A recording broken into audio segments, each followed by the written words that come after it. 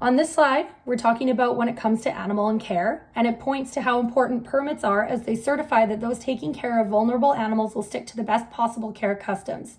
We can see across the M&R study guide for the OWRE the depth of knowledge obtained through getting this sort of permit. The foremost item, which in a way encompasses all the other ones, is to minimize stress while maximizing impact. Impact in this scenario is defined as the positive effects that rehab will have on an injured or otherwise impaired wild individual, culminating in it being entirely healed and in most cases released back into its natural environment. This exam gives the wildlife custodian, as it is referred to in Ontario, the agency to house and provide rehabilitation to protected and otherwise specified wildlife under the Fish and Wildlife Conservation Act. This act is incredibly important, as we just heard Megan allude to.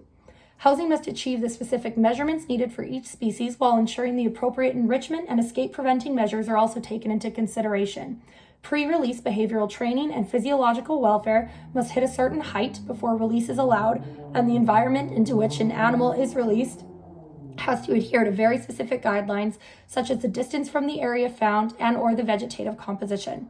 Animals ready for release must successfully demonstrate the ability to perform life history functions on par with healthy members of its species, while also showcasing a healthy fear of humans. Diet and feeding schedules are vital to the progress of wildlife and care. Permits make sure that those who hold them are up to speed on the specific dietary needs of the multiple species that may come through the rehab facility. This also plays into permits allowing for rehabs to hire qualified personnel and be open to feedback from CWS.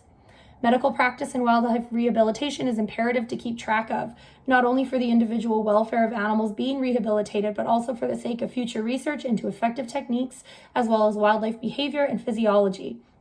Medications must be tracked, especially those which fall under the controlled substance category.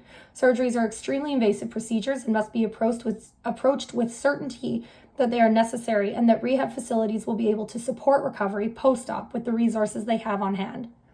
The International Wildlife Rehabilitation Council and the National Wildlife Rehabilitation Association are the two major organizations through which standards are gathered, and they are both major players in the field of wildlife rescue, recovery, and eventual release.